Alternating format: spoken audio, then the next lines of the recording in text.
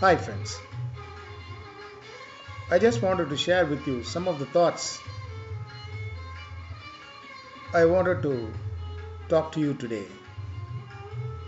The art of bhakti. Bhakti in the sense you become complete in control of towards some supernatural powers. It could be God, it could be anything. A power that confers everything on us. A power that evokes our, our, our life and every mundane activities of our life every day in day out, which creates converges our actions, our inactions into actions. Everything is transformed by that power. If you adore that power, if you engulf that power, if you have faith in that power, if you inherit that power, you get the best out of it. Unflinching faith on the power is called the bhakti. A person who devotes without any doubts need not fear of anything. You need not even fear of the constitutional laws or whatever it is. That is what is said in Ramayana, Mahabharata, everything. Recently, I heard a story which will really interest you also. We have all heard about Pragalada, the son of Hiranyakashipu. Hiranyakashipu was an Asura. He got in all his powers. But all the powers what he has got by his own tabas has gone to doldrums just because of his feeling that I am the one, I am eternal, I am more than God. I have got and empowered all the powers from God. Nobody can come and defeat me. Nobody can throw me out of my gears. I am all powerful. I am the one who can create and destruct everything. He totally forgets about his own creation, who has created him, who has given him the power. Forgetting all that, he claims himself as to be very, very eternal. Pragalada was born to him. It is only God to make him understand. Pragalada was given to him as his son. He was born, he was growing. From the day one, he was growing with fully empowered, and he was always uttering the Nama of Narayana, who has given him birth to Prakalata. At one stage, after 5 years, he was admitted in the class. A school was there for the whole citizens of that area. A school was there. Hiranyakashipu admitted his son Pragalada also in the school, and everyone started knowing that. You know one thing, nowadays we are all thronging and craving to send our children to play school, pre-kindergarten, then kindergarten, upgrade from kindergarten to regulars, and then come into the standard one. 2.5 years, we wanted all our children to write A, B, C, D. What happened? When he was 5 years, Pragalada was asked to write on a sand the word A. A means the first letter in Tamil. A denotes Amma. If you see that, the A percolates into two aspects. When you put a line in between A, the upper portion will be a round symbol and the lower one will be a symbol like the letter Ma. The upper one is called your live wire and the lower one is called the Maya.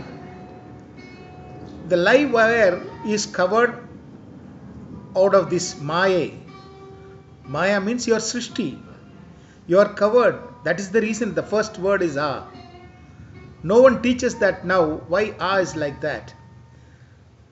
Your live wire is being covered by the acts of Maya, not to deviate away the paths of Maya. From the paths of Maya, your live wire connects you and converts you into right sentiments.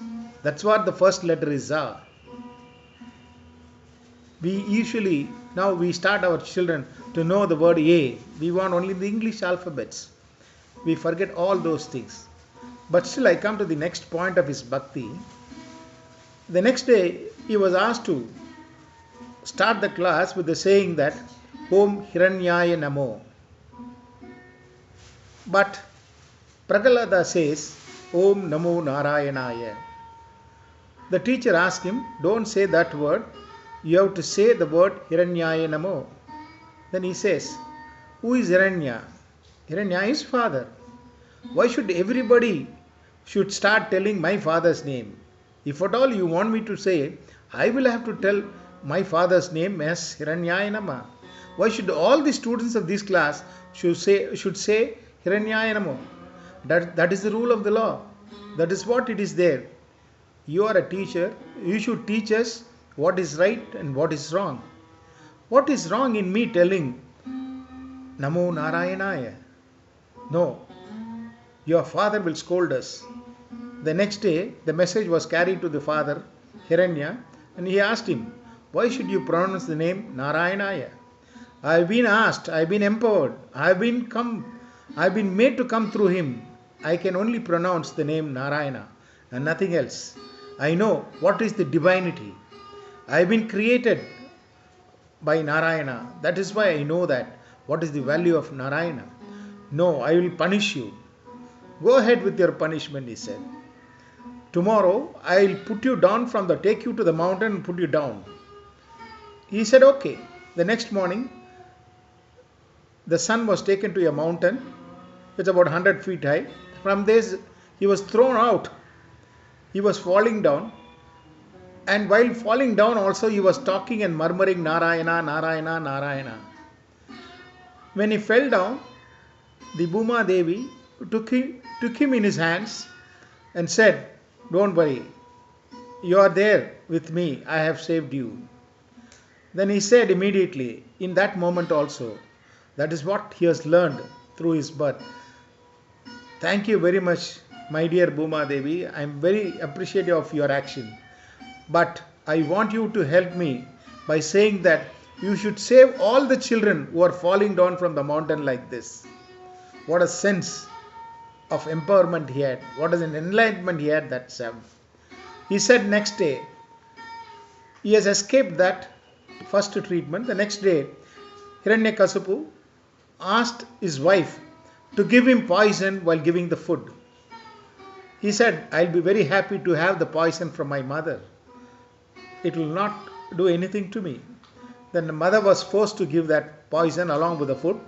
He took the poisonous food and handed it through the hand and took it through his mouth. The whole body became blue. In seconds, the bluish tinge in the body was turned into regular skin by Narayana. He said, how is it? Because I have faith in what I do. I have created only to make you know what is the value of my bhakti towards Narayana. Please understand that. You will have to change. You have got the powers, but you have misused. You have taken your powers in a very, very wrong way. Please desist from those ways. Understand what is the value of Narayana. But still he doesn't understand. You know the destiny of Hiranyakasipu, what has happened that.